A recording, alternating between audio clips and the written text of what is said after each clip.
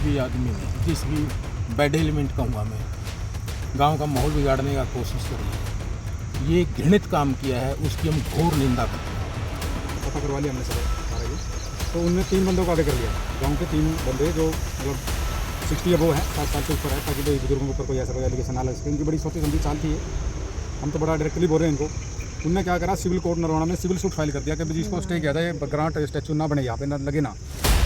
तो कोर्ट ने नोटिस कर दिया 2 दिन का कि भाई आप जवाब फाइल करें कि भाई आप क्यों ऐसा शो करना चाह रहे हैं, आपके पास क्या डॉक्यूमेंट्स हैं। सरपंच साहब नमस्कार। तो आपके गांव में जो है बाबा साहब की मूर्ति की स्थापना की गई थी और इस मौके पर आप भी मौजूद थे और विधायक रामनिवास सुरजाखेड़ा भी थे। बड़े हर्षोल्लास 36 बिरादरी यहाँ पर पहुँची थी। अचानक रात को क्या हुआ कि इस प्रकार से बाबा साहब की मूर्ति खंडित की जाती है? सर देखिए, जिस भी आदमी ने, जिस भी बैड एलिमेंट कहूँगा मैं, गांव का माहौल बिगाड़ने का कोशिश करी है, ये घृणित काम किया है, उसकी हम घोर निंदा करते हैं। महापुरुषों का अपमान हम सहन नहीं कर पाते और खासकर बाबा साहब की मूर्ति को जिस तरह से खंडित विकसित किया है, आज मैं कहता हूँ बहुत ही गलत काम हुआ है। उसने भाईचारे को ख़राब करने की कोशिश करी है और ऐसे शख्स के, ऐसे बैड एलिमेंट के खिलाफ मैं कहता हूँ उनको चुनकर चिन्हित करके उनके खिलाफ सख्त से सख्त कार्रवाई होनी चाहिए, ताकि आगे से कोई भी ऐसा काम ना कर पाए। तो फिर सरपंच साहब डीएसपी साहब से भी कोई बातचीत हुई है? हाँ, डीएसपी साहब से बात हुई थी। डीएसपी साहब ने हमारे को कहा कि आप अमन चैन सुख बना के रखिए, गांव का माहौल ख़राब ना हो। मैं कह रहा था कि डीएसपी साहब ऐसा है कि कुछ लोगों की ये शरारत है, मगर हम कोशिश करेंगे गांव में वैसे ही का वैसे भाईचारा बना के रखें और हम लगातार संपर्क में हैं सभी भाइयों के साथ। और रही बात ये, दुख तो हमें है, तकलीफ़ है, तो इस जो मूर्ति है इसको हम बिल्कुल सम्मानित ढंग से दोबारा से इसको स्थापित करेंगे और दोबारा से इसको रिप्लेस करेंगे। तो सरपंच साहब, ये जो घटना हुई है, ये घटना पूरे भारत के लिए शर्मसार करने वाली है, गांव बेलरखा के लिए शर्मसार करने वाली है। विदेशों में जहां पर बड़ी बड़ी जो मूर्तियां हैं वो बड़ी सम्मानपूर्वक लगाई जा रही है और गांव के अंदर कुछ जो इस प्रकार के मानसिक तरह के गुंडे हैं जिनके अंदर है कुछ बाबा साहब की मूर्ति को लेकर, तो उनको लेकर आपका क्या कुछ कहना है कि पंचायत क्या कुछ एक्शन लेगी आगे इस प्रकार के जो घिनौने कार्य करते हैं? देखिए, जब बाबा साहब की मूर्ति का स्थापना किया गया, पूरा गांव उसमें शामिल हुआ, बिल्कुल बड़े सम्मानित ढंग से उसको किया गया। लेकिन आज शर्मसार है हमारा गांव, जिसने भी ऐसा कार्य किया है। तो मैसेज गया है, गलत मैं मानता हूं,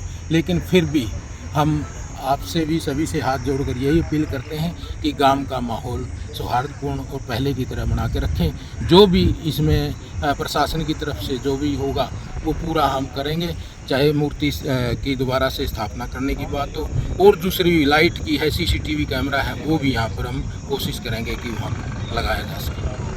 तो भाई बाबा साहब की जो मूर्ति खंडित की गई है उसको लेकर advocate Haryana Punjab high court के जो एडवोकेट है प्रदीप सीमार जी पहुंचे हैं। प्रदीप जी, क्या कुछ कहना है इस प्रकार से बाबा साहब का अपमान किया गया है? जो मैं सबसे पहले तो आप सभी मीडिया बंधुओं का स्वागत करता हूं।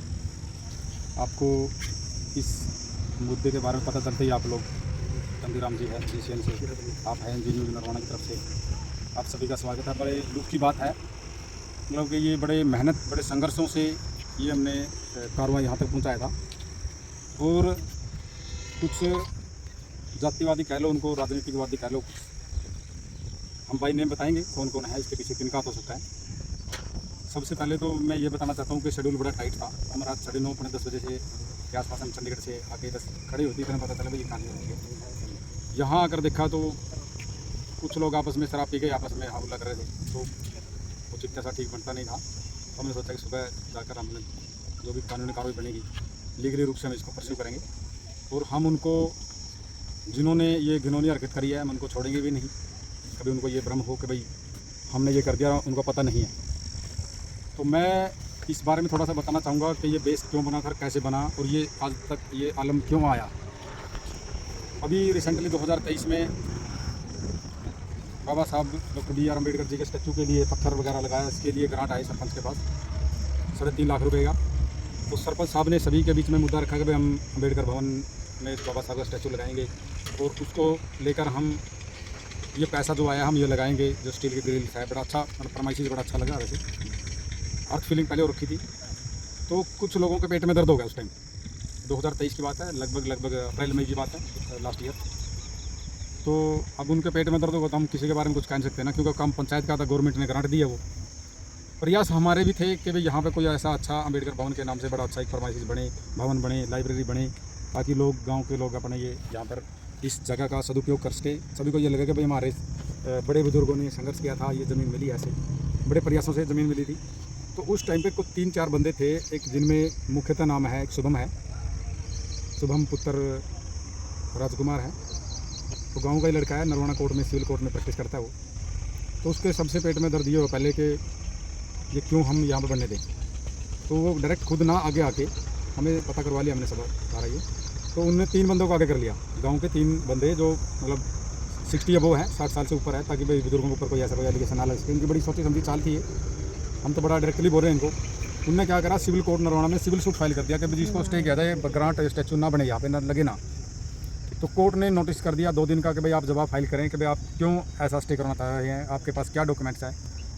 जवाब पंचायत ने देना, पंचायत ने अपना पक्ष रखा कोर्ट में।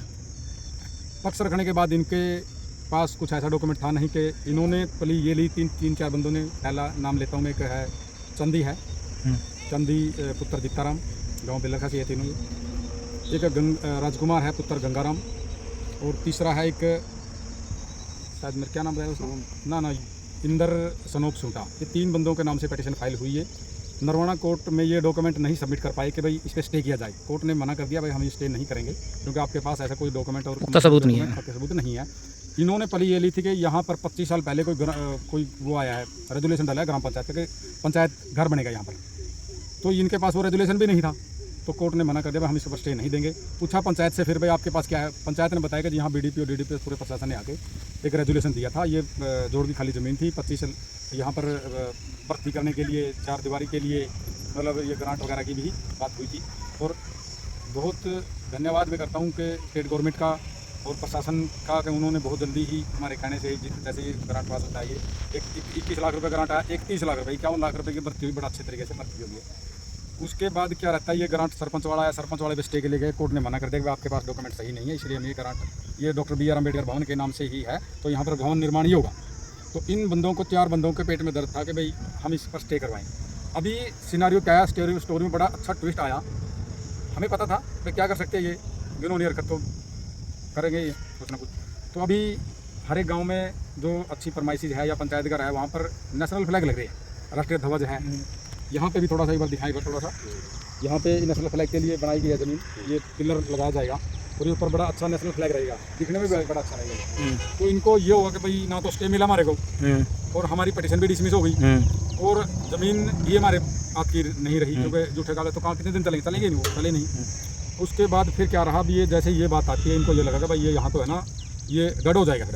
तो इसकी मनसा, इन 4 बंदों की मनसा, शुभम, इंदर, राजकुमार और ये चंदीराम, इन 4 की मनसा इसके पीछे हो सकती है। हम प्रशासन से पुरजोर रिक्वेस्ट भी करेंगे और लीगली रूप से प्ली भी लेंगे, ताकि इनको सज़ा मिल सके। और ये नहीं है तो उनको रो पकड़ो, बताओ भाई, क्योंकि जब से कार्रवाई हो रही है, इन्होंने धमकी दे रखी है, हम इसको पढ़ने नहीं देंगे, हम कुछ भी करें, इसको तहस करेंगे। इनकी धमकियाँ थी, इन्हीं का हाथ इसके पीछे हो सकता है। तो मैं मीडिया बंधुओं का बहुत बहुत धन्यवाद करता हूँ कि आप आए, आपने इस बात को रिकॉर्ड किया। तो मैं आपके माध्यम से बात सभी के पास पहुँचाना चाहता हूँ कि मेरी जो दिल की इच्छा है, जो इनका जो मनसा थी, एक एडवोकेसी में होने के नाते हम ये बात देखते हैं, पुलिस भी एक इन्वेस्टिगेशन में देखती है इनके तार कहाँ से जुड़ते हैं, इनके तार वहाँ से जुड़ते जुड़ते यहाँ तक आप पहुँचे हैं, और आगे भी कुछ भी कर सकते हैं ये। तो प्रशासन को इनके खिलाफ सख्त से कार्रवाई करना चाहिए।